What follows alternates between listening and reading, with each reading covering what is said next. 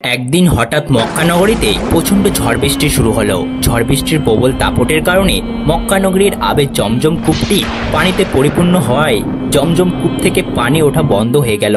তারপরে মক্কা নগরীতে প্রবল আকারে পানির সংকট দেখা দিল।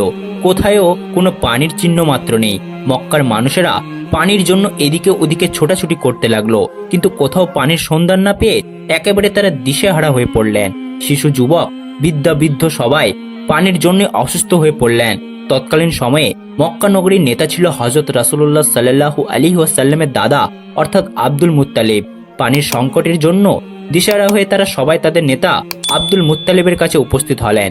আব্দুল মুত্তালিবের কাছে উপস্থিত হয়ে সবাই তাকে বললেন, আপনি আমাদের নেতা, আপনি যেভাবেই হোক আমাদের পানির ব্যবস্থা করুন। আপনি জমজম কূপ থেকে পানি উত্তোলন করার ব্যবস্থা করে দিন। আমাদের মনে হয় আপনি ছাড়া আর কেউই জমজম কূপ থেকে পানি উত্তোলন করার ব্যবস্থা করে দিতে পারবে না। উপস্থিত বললেন, আমরা যদি জমজম কূপ থেকে পানি না পাই তাহলে সবাই অসুস্থ হয়ে মারা যাব। এই কথা শুনে আব্দুল মুত্তালিব ভীষণ চিন্তিত হয়ে পড়লেন। তিনি মনে মনে ভাবতে লাগলেন কিভাবে জমজম কূপ থেকে পানি উত্তোলন করা যায় এবং কিভাবে পানি উত্তোলন করার ব্যবস্থা করা যায়। কিন্তু তিনি কোনো চিন্তা করেই কুল কিনারা পেল না, কোনো আলো দেখতে পেল না।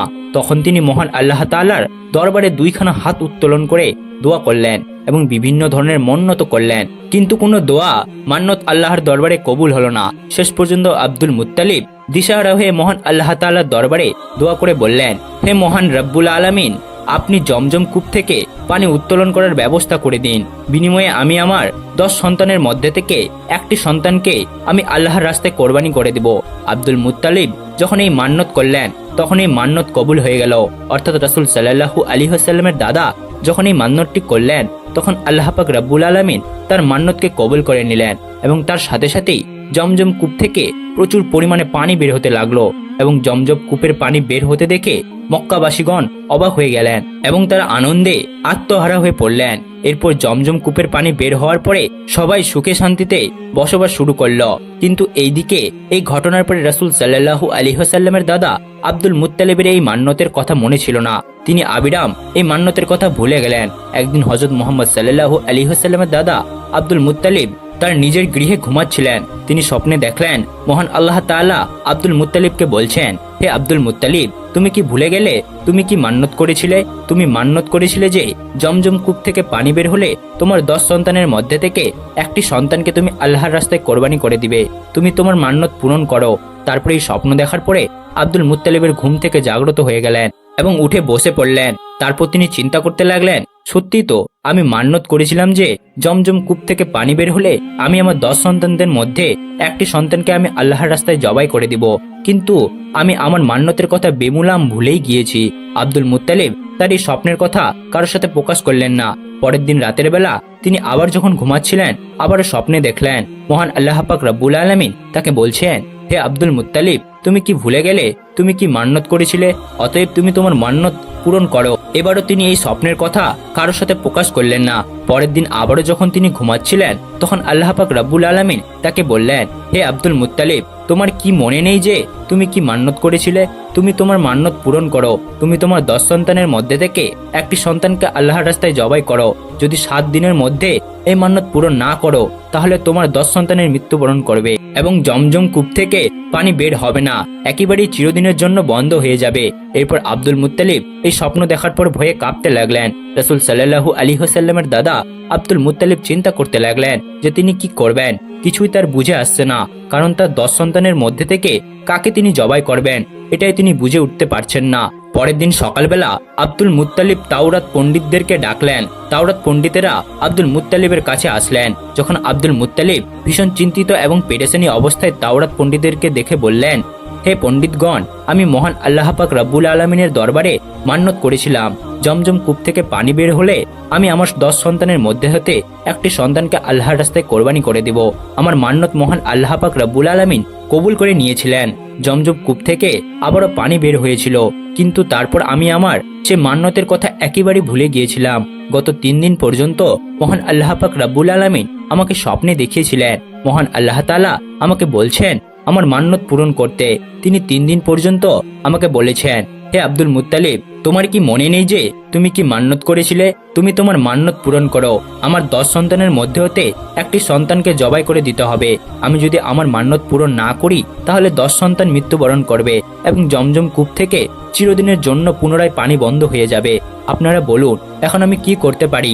তখন পণ্ডিতগণ বললেন, হে আব্দুল মুত্তালিব, যেহেতু আপনি মান্যত করেছেন এবং মান্যত মহান আল্লাহ পাক রব্বুল আলামিন পূরণ করে আপনাকে স্বপ্নে সেই মান্যত পূরণ করতে বলেছেন, তাহলে অবশ্যই আপনাকে আপনার 10 সন্তানদের মধ্যে থেকে একজন আল্লাহর রাস্তায় জবাই করতে হবে। পণ্ডিতগণের কথা শুনে আব্দুল মুত্তালিব অত্যন্ত চিন্তিত এবং পেরেশানি হয়ে পড়লেন। তিনি কি করবেন কিছুই ভেবে পাচ্ছিল না। তার 10 সন্তানদের মধ্যে থেকে কাকে তিনি জবাই করবেন তাই তিনি ভেবে পাচ্ছিল না, কারণ তার 10 সন্তানই তার কাছে প্রিয় ছিল। তারপর তিনি কোনো উপায় না পেয়ে পরের দিন তার সন্তানদেরকে ডাকলেন। আব্দুল মুত্তালিবের বড় সন্তান ছিলেন আব্বাস রাদিয়াল্লাহু তাআলা আনহু। আব্দুল মুত্তালিব প্রথমে তাকে বললেন, হে আমার পুত্র, আমি মান্যত করেছিলাম যে জমজম কূপ থেকে পুনরায় পানি বের হলে আমি আমার 10 সন্তানদের মধ্যে থেকে একটি সন্তানকে আল্লাহর রাস্তায় জবাই করে দিব। এখন আমি কি করব? এখন তুমি কি আমার সেই মান্যতটি পূরণ করবে? তখন আব্বাস রাদিয়াল্লাহু তাআলা আনহু বললেন, আব্বাজান, এ কেমন মান্যত? আমি আপনার এই মান্যত পূরণ করতে পারবো না। আপনি আপনার অন্য সন্তানকে এই মান্যত পূরণ করতে বলুন। রাসূল সাল্লাল্লাহু আলাইহি ওয়াসাল্লামের দাদা অর্থাৎ আব্দুল মুত্তালিব তার দ্বিতীয় সন্তান আমির জাহামকে ডেকে বললেন, হে পুত্র, তুমি আমার মান্যত পূরণ করো। তখন আমির হামজা বললেন, আব্বাজান, আপনি কেমন মান্যত করেছেন? আপনার মান্যতের জন্য আমি আমার জীবন দিতে পারবো না। আপনি আপনার অন্য সন্তানকে বলুন। এভাবে আব্দুল মুত্তালিব একে একে সবসময় সন্তানদেরকে বললেন, কিন্তু কেউ এতে রাজি হলো না। বাকি ছিল তার একটি সন্তান, সেটি হলো তার সবচাইতে ছোট সন্তান, যার নাম হলো আব্দুল্লাহ। আব্দুল্লাহ ছিলেন রাসূল সাল্লাল্লাহু আলাইহি ওয়াসাল্লামের পিতা এবং আব্দুল মুত্তালিবের সবচেয়ে প্রিয় সন্তান। আব্দুল মুত্তালিব আব্দুল্লাহকে অনেক স্নেহ এবং আদর যত্ন করতেন এবং তাকে অধিক পরিমাণে ভালোবাসতেন। তখন আব্দুল মুত্তালিবের কথায় তার 9 জন ছেলে রাজি হলো না। তখন মুত্তালিব অত্যন্ত হয়ে পড়লেন। তারপর আব্দুল্লাহ তার পিতার চিন্তিত মুখমণ্ডল দেখে বললেন, আব্বাজান, আপনার কি হয়েছে? আমি তো কিছুই বুঝতে পারছি না। আপনি কি নিয়ে এত চিন্তা করছেন? তখন আব্দুল মুত্তালিব তার সবচাইতে ছোট পুত্র রাসূল সাল্লাল্লাহু আলাইহি ওয়াসাল্লামের পিতা আব্দুল্লাহকে বললেন, হে প্রিয় সন্তান আব্দুল্লাহ, আমি মান্যত করেছিলাম যে জমজম কূপ থেকে পুনরায় পানি বের হলে আমি আমার 10টি সন্তানদের মধ্যে থেকে একটি সন্তানকে আল্লাহর রাস্তায় জবাই করে দিব।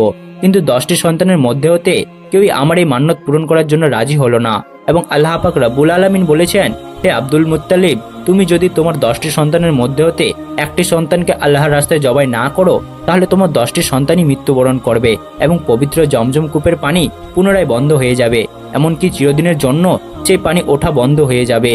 এখন আমি কি করব? তখন ছোট্ট পুত্র আব্দুল্লাহ বললেন, আব্বাজান, আপনি কোনো চিন্তা করবেন না। আব্বাজান, আমাকে আপনি আল্লাহর রাস্তায় জবাই করে আপনার মান্যত পূরণ করুন।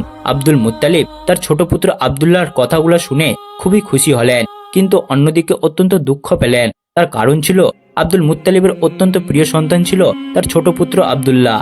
প্রিয় সন্তান হারানোর ব্যথা তার হৃদয়ে বইতে লাগলো, কিন্তু ছোট পুত্র আব্দুল্লাহকে জবাই করা ছাড়া আব্দুল মুত্তালিবের আর কোনো উপায় ছিল না, কারণ আব্দুল্লাহ জবাই না করলে তার 10 সন্তানকে হারাতে হবে এবং পবিত্র জমজম কূপের পানি পুনরায় বন্ধ হয়ে যাবে।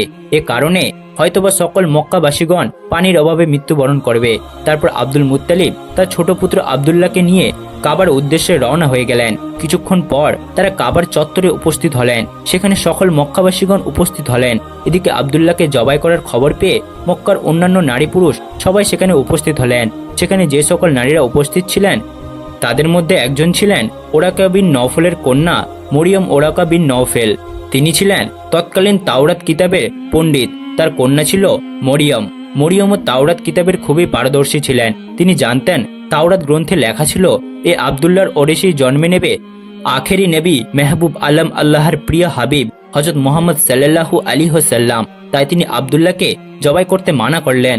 কোনো মতে আব্দুল্লাহকে জবাই করতে দিতে চাইছিলেন না। তিনি আব্দুল মুত্তালিবকে বললেন, আব্দুল্লাহকে কোনো মতেই জবাই করা যাবে না, কারণ তাওরাত কিতাবে লিখিত আছে এই আব্দুল্লাহর ওরেসেই জন্ম নেবে আখেরি নবী হযরত মুহাম্মদ সাল্লাল্লাহু আলাইহি ওয়াসাল্লাম। কারণ তাওরাত কিতাবে লিখিত আছে এই আব্দুল্লাহর ওরেসেই আখেরি নবী হযরত মুহাম্মদ সাল্লাল্লাহু আলাইহি ওয়াসাল্লাম এই পৃথিবীতে আগমন করবেন। তারপর রাসূল সাল্লাল্লাহু আলাইহি ওয়াসাল্লামের দাদা আব্দুল মুত্তালিব মরিয়মকে বললেন, আমি মান্যত করেছিলাম যে জমজম কূপ থেকে পানি পুনরায় উত্তোলন হলে আমি আমার 10 সন্তানের মধ্যে থেকে একটি সন্তানকে আল্লাহর রাস্তায় জবাই করে দিব। সেই অনুযায়ী এখন যদি 10 সন্তানদের মধ্যে থেকে একটি সন্তানকে জবাই না করি তাহলে আমার 10 সন্তানকেই মৃত্যুবরণ করতে হবে এবং জমজম কূপ থেকে আবারও পানি ওঠা বন্ধ হয়ে যাবে। তখন মরিয়ম বললেন, যাই হোক না কেন আব্দুল্লাহকে কোনো মতেই জবাই করা যাবে না, বিনিময়ে এই মক্কা নগরীতে রক্তের বন্যা বয়ে যাবে, তবুও আমরা আব্দুল্লাহকে জবাই করতে দিব না। মরিয়ম বললেন, প্রয়োজনে আপনি আপনার অন্য সন্তানদের মধ্যে থেকে যে কোনো একটি সন্তানকে জবাই করেন। মরিয়মের সঙ্গে সঙ্গে সকল মক্কাবাসীগণ বলে উঠল, আমরা কোনো মতেই আব্দুল্লাহকে জবাই করতে দিব না। অপরদিকে অন্যান্য মক্কাবাসীগণ বলল, আমরা যদি আব্দুল্লাহর চেহারা দেখে ব্যবসায় বা সফর করি তাহলে আমাদের ব্যবসা ভালো হয়। হে আব্দুল মুত্তালিব, আপনার ছোট পুত্র আব্দুল্লাহকে আমরা কোনো মতেই জবাই করতে দিব না। তারপর আব্দুল মুত্তালিব কোনো উপায় দেখতে না পেয়ে শেষ পর্যন্ত তাওরাত পণ্ডিতের কাছে আবার চলে গেলেন এবং সমস্ত ঘটনাগুলি তাদেরকে খুলে বললেন। তখন তাওরাত পণ্ডিত তার প্রশ্ন শুনে বললেন, আপনি এখন গিয়ে লটারির ব্যবস্থা করুন। এই লটারিতে উটের নাম লিখুন এবং আপনার ছোট পুত্র আব্দুল্লাহর নাম লিখুন। এই লটারিতে যার নাম উঠবে তাকে আপনি আল্লাহর রাস্তায় জবাই করে দিবেন। তারপর সকল মক্কাবাসীর সামনে আব্দুল মুত্তালিব লটারির ব্যবস্থা করে দিলেন। সেখানে উটের নাম লেখা হলো এবং আব্দুল্লাহরও নাম লেখা হলো এবং এই দুইটি কাগজ তারা একটি পত্রের ভিতরে দিয়ে দিল। যখন পাত্রের ভিতর থেকে কাগজটি তুলল তখন দেখা গেল আব্দুল্লাহর নাম উঠল। এদিকে মক্কাবাসী কোনো মতে আব্দুল্লাহকে জবাই করতে দিবে না। আবারও লটারির ব্যবস্থা করা হলো এবং কাগজ তুলে দেখে আবারও আব্দুল্লাহর নাম উঠল। এভাবে লটারি করতে করতে 99 বার এই পাত্র থেকে লটারির মাধ্যমে কাগজটি তোলা হলো, কিন্তু প্রতিবারই ওই আব্দুল্লাহর নাম উঠল। তারপর আব্দুল মুত্তালিব বললেন, আর কোনো উপায় নেই, এবার আমার প্রিয় আব্দুল্লাহকে জবাই করতেই হবে। যেহেতু আমি মান্নত করেছিলাম তাই আমাকে মান্নত পূরণ করতেই হবে এবং মান্নত পূরণ করার জন্য আমাকে শেষ পর্যন্ত আমার প্রিয় পুত্র আব্দুল্লাহকে জবাই করতে হবে। আব্দুল মুত্তালিবের এই কথা শুনে তারপর তাওরাত পণ্ডিতের কন্যা মরিয়ম বললেন, না, আব্দুল্লাহকে জবাই করা যাবে না, আপনি আবারও নতুন করে লটারির ব্যবস্থা করুন। যতক্ষণ পর্যন্ত উটের নাম না ওঠে ততক্ষণ পর্যন্ত আপনি লটারি চালিয়ে যাবেন। আবারও লটারির ব্যবস্থা করা হলো। একদম শেষ পর্যায়ে অর্থাৎ 100 বারের পর ওই লটারিতে উটের নাম উঠল। এবার সকল মক্কাবাসীগণ আনন্দে আত্মহারা হয়ে উঠল। অন্যান্য সকলে খুশি হলো, কারণ তাদের প্রিয় আব্দুল্লাহকে আর জবাই করতে হবে না। এই ভেবে সবাই খুশিতে আত্মহারা হয়ে উঠল। তারপর আব্দুল মুত্তালিব অত্যন্ত খুশি হয়ে 100টি উট আল্লাহর রাস্তায় জবাই করে দিলেন। এদিকে আব্দুল্লাহ ধীরে ধীরে বড় হতে লাগলো। যখন তিনি বিবাহের উপযুক্ত হলো তখন বহু জায়গা থেকে আব্দুল্লাহর জন্য বিবাহের সম্বন্ধ আসতে লাগলো, কারণ তৎকালীন সময়ে আব্দুল্লাহ ছিলেন সবচেয়ে সুন্দর পুরুষ। আব্দুল্লাহকে দেখে যে কারো ভালো লেগে যেত। আব্দুল্লাহকে পাওয়ার জন্য মক্কার রমণীর অধীর হয়ে থাকতো। মক্কার রমণীরা মান্যত করত আব্দুল্লাহকে স্বামী হিসেবে পাওয়ার জন্য, কারণ আব্দুল্লাহ ছিলেন অত্যন্ত সুন্দর, ভদ্র ও সৎ চরিত্রবান পুরুষ। প্রতিদিন আব্দুল্লাহর জন্য অনেক বিবাহের প্রস্তাব আসত, কিন্তু কোনোটাতেই রাজি হতো না, কারণ আব্দুল মুত্তালিব তার বন্ধু ওয়াব ইবনে আব্দুল মানায়ের কাছে ওয়াদা করেছিলেন তার কন্যার সাথে আব্দুল্লাহর বিবাহ দিবেন। ওয়াবের কন্যার নাম ছিল আমিনা। তারা মদিনায় বসবাস করতেন। তারপর কিছুদিন পরে আব্দুল মুত্তালিব তার ছোট পুত্র আব্দুল্লাহকে নিয়ে মদিনার উদ্দেশ্যে রওনা হয়ে গেলেন। উদ্দেশ্য ছিল আব্দুল্লাহর সাথে আমিনার বিবাহ দেওয়া। আব্দুল্লাহ এবং আব্দুল মুত্তালিব যখন মদিনার উদ্দেশ্যে রওনা হয়ে গেলেন তারা দেখল পথের দাঁড়ে দাঁড়িয়ে আছে তাওরাত কিতাবের পণ্ডিত ওয়ারকা বিন নাফলের কন্যা মরিয়ম। তিনি আব্দুল্লাহকে দেখে তার কাছে আসলেন এবং মরিয়ম বললেন, ওহে আব্দুল্লাহ, কিছু বছর পূর্বে তোমার পিতার মান্যত পূরণ করার জন্য তোমার এর পরিবর্তে যে 100টি উট কোরবানি দিয়েছিলেন, আজ আমি শপথ করে বলছি যে 100টি উট তোমার পক্ষ থেকে আমি তোমার পিতাকে দিয়ে দেব।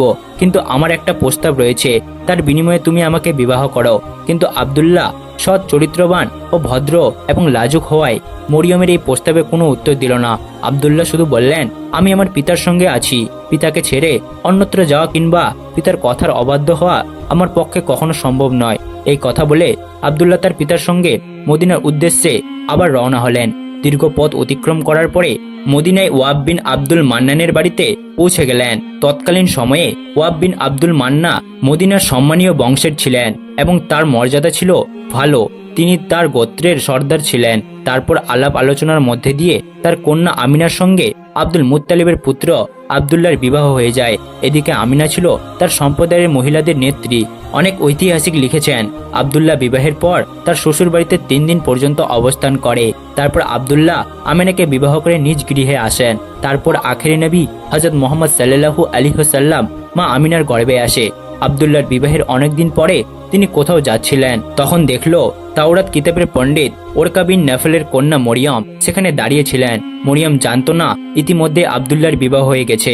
আব্দুল্লাহকে দেখে মরিয়ম তার কাছে আসলেন এবং আব্দুল্লাহর চেহারার দিকে তাকিয়ে তিনি আর কিছু না বলে মরিয়ম আবারও তার গৃহের দিকে ফিরে গেলেন। এই ঘটনা দেখে আব্দুল্লাহ কিছুটা অবাক হয়ে মরিয়মকে জিজ্ঞেস করলেন, হে মরিয়ম, সেদিন তুমি আমাকে বিবাহের জন্য প্রস্তাব দিয়েছিলে, কিন্তু আমাকে দেখে আজ কিছু না বলে কেন এরকম ভাবে চলে যাচ্ছ? এর কারণ কি আমি জানতে পারি? তখন মরিয়ম বললেন, তুমি বিয়ে করেছো, ইতিমধ্যেই তুমি অন্য এক নারীর স্বামী, তোমার চেহারা পরিবর্তন ঘটেছে, এটা আমি স্পষ্ট দেখতে পেয়েছি। আমি সেদিন তোমাকে বিয়ের প্রস্তাব দিয়েছিলাম, তার কারণ হলো তোমার ললাটে এক উজ্জ্বল নূর ছিল। সেই নূরের জ্যোতি যেমন তেমন ছিল না। এর আগে কখনোই কোনো পুরুষের ললাটে এমন দেখিনি, কিন্তু আজ তোমার ললাটে সেই নূর দেখতে পাচ্ছি না। এর কারণ হচ্ছে এখন এটার অধিকারিণী হলো তোমার সৌভাগ্য স্ত্রী। সুতরাং এখন আমার আর তোমার কোনো প্রয়োজন নেই। এভাবে কোনো কথা না বলেই আমি চলে যাচ্ছিলাম। এই কথা বলা শেষ হলে মরিয়ম সেখান থেকে চলে গেল। অতঃপর আব্দুল্লাহ বাড়ি ফিরল। তারপর থেকে আব্দুল্লাহ ও আমিনা সুখে শান্তিতে সংসার করতে লাগলো। কিছুদিন পরে আব্দুল মুত্তালিব আব্দুল্লাহকে খেজুর আনার জন্য সুদূর মদিনায় পাঠায়। খেজুর নিয়ে আসার সময় আব্দুল্লাহ কুরাইশদের একটি বাণিজ্য কাফেলের সঙ্গে সফর করছিলেন, কিন্তু পথেই হঠাৎ অসুস্থ হয়ে পড়লেন, যার ফলে আব্দুল্লাহ মদিনায় অবতরণ করেন এবং সেখানে তিনি ইন্তেকাল করেন। ইন্না লিল্লাহি ওয়া ইন্না ইলাইহি রাজিউন। আব্দুল্লাহ যখন ইন্তেকাল করেন, প্রিয় নবী হযরত মুহাম্মদ সাল্লাল্লাহু আলাইহি ওয়াসাল্লাম তখন আমিনার গর্ভে ছিলেন। বিশ্বজাহানের সর্দার, সর্বশেষ ও সর্বশ্রেষ্ঠ নবী হযরত মুহাম্মদ মুস্তাফা সাল্লাল্লাহু আলাইহি ওয়াসাল্লাম 570 খ্রিস্টাব্দে রবিউল আউয়াল মাসে জন্মগ্রহণ করেন। রাসূল সাল্লাল্লাহু আলাইহি ওয়াসাল্লামের জন্মের সময় পৃথিবীতে এমন কিছু অলৌকিক ঘটনা ঘটেছিল যা সবাইকে অবাক করে, শ্রেষ্ঠ নবীর আগমনকে মানুষের সামনে স্পষ্ট করে। বিশ্বনবী সাল্লাল্লাহু আলাইহি ওয়াসাল্লামের জন্মের কিছুদিন আগে আব্রাহার হস্তি বাহিনীর বিনাশ ঘটে আহসাবানে ফিল, অর্থাৎ আব্রাহার হস্তি বাহিনী খানে কাবার উপর আক্রমণ করেছিল এবং আল্লাহ তাআলা তাদেরকে আবাবিল নামক কিছু ক্ষুদ্র পাখি দ্বারা ধ্বংস করেছিল। এই ঘটনাটি বিশ্বনবী সাল্লাল্লাহু আলাইহি ওয়াসাল্লামের জন্মের বড় বরকতের পটভূমি ছিল বলে সিরাতের কিতাবগুলিতে উল্লেখ রয়েছে।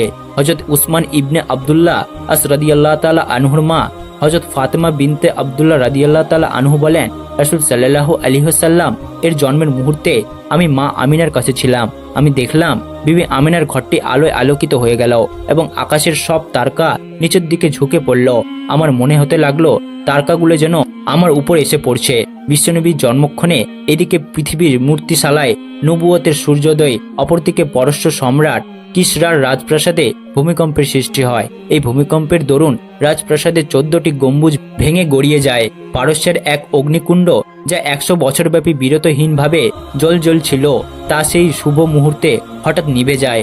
ছাওয়া নামক এক নদীতে যথারীতি পানি প্রবাহিত হচ্ছিল। বিশ্বনবী সাল্লাল্লাহু আলাইহি ওয়াসাল্লামের আগমনের মুহূর্তে হঠাৎ করে অর্ধেক জলরাশি শুকিয়ে যায়। এটা ছিল অগ্নি পূজা সহ সব ভ্রান্তির অবসানের ইঙ্গিত। সহি হাদিসে বর্ণিত, জন্মের সময় বিশ্বনবীর মায়ের পেট থেকে এমন একটি নূরের বিস্তৃত ঘটেছিল যার আলোক পূর্ব থেকে পশ্চিম দিগন্ত পর্যন্ত সবকিছুই আলোকিত হয়ে গিয়েছিল। কোনো কোনো বর্ণনায় পাওয়া যায় বিশ্বনবী সাল্লাল্লাহু আলাইহি ওয়াসাল্লাম যখন ভূমিতে আবির্ভূত হলেন তখন উভয় হাতের উপর ভর দিয়েছিলেন। তারপরে এক মুষ্টি মাটি দিয়ে আকাশের দিকে দৃষ্টিপাত করলেন। হযরত ইবনে সুফিয়ান বর্ণনা করেন, হযরত আয়েশা রাদিয়াল্লাহু তাআলা আনহা বলেন, বিশ্বনবী সাল্লাল্লাহু আলাইহি ওয়াসাল্লামের জন্মগ্রহণের সময় এক ইহুদি ব্যবসার উদ্দেশ্যে মক্কা নগরীতে বসবাস করত। যে রাতে বিশ্বনবী সাল্লাল্লাহু আলাইহি ওয়াসাল্লাম পৃথিবীতে আগমন করে সে রাতে পরবর্তীকালে সে কুরাইশদের কাছে জিজ্ঞেস করল, গত রাতে এই এলাকাতে কোনো শিশুর জন্ম হয়েছে কি? উপস্থিত কুরাইশের লোকেরা বলল, এ বিষয়ে আমরা কিছুই জানি না। লোকটি বলল, তোমরা এই বিষয়টি অনুসন্ধান করো, কেননা এই রাতে বর্তমানে উম্মতের নবী ভূমিষ্ঠ হয়েছে। তাদের মধ্যবর্তী স্থানে একটি বিশেষ নিদর্শন অর্থাৎ মোহরের নবুয়ত রয়েছে। জন্মের পর শিশুটি মুখে জিন আঙ্গুল পুড়ে রাখার ধারণ, শিশুটি 2 দিন ধরে কারো দুধ পান করবে না। কুরাইশের লোকেরা সন্ধান করে জানতে পারল যে আব্দুল্লাহর এক পুত্র সন্তান ভূমিষ্ঠ হয়েছে। ইহুদিকে এই সংবাদ জানানো হলে সেও শিশুটিকে দেখার জন্য আগ্রহ জানালো এবং সে বলল, চলো আমি শিশুটিকে দেখব। ইহুদি লোকটি যখন শিশুটিকে দেখলো এবং তার 2 কাঁধের মাঝে মোহরের নবুয়তের নিদর্শন দেখতে পেল তখন সে চিৎকার করে বেহুশ হয়ে গেল। হুশ ফিরে আসার পর লোকটি বলল, নবুয়তের বনি ইসরায়েলের আজ থেকে শেষ হয়ে গেল। হে কুরাইশ সম্প্রদায়ের ভবিষ্যৎ, এই শিশু তোমাদের প্রতি এমন এক আক্রমণ পরিচালনা করবে যার সংবাদ পূর্ব থেকে পশ্চিম পর্যন্ত ছড়িয়ে পড়বে। এছাড়া আরো অনেক আশ্চর্যজনক ঘটনা সিরাতের পাতায় পাতায় কোনো অক্ষরে লেখা রয়েছে। আসুন আমরা বিশ্বনবীর চরিত্র লক্ষ্য করে আমাদের জীবন গড়ি, তাহলে এই পৃথিবী থেকে সমস্ত অন্ধকার দূরীভূত হয়ে আসবে। আল্লাহ পাক রব্বুল আলামিন যেন আমাদের সকলকে প্রিয় নবী হযরত মুহাম্মদ সাল্লাল্লাহু আলাইহি ওয়াসাল্লামের দেখানো পথে চলার তৌফিক দান করুন। সকলে বলুন আমিন। খোদা হাফেজ।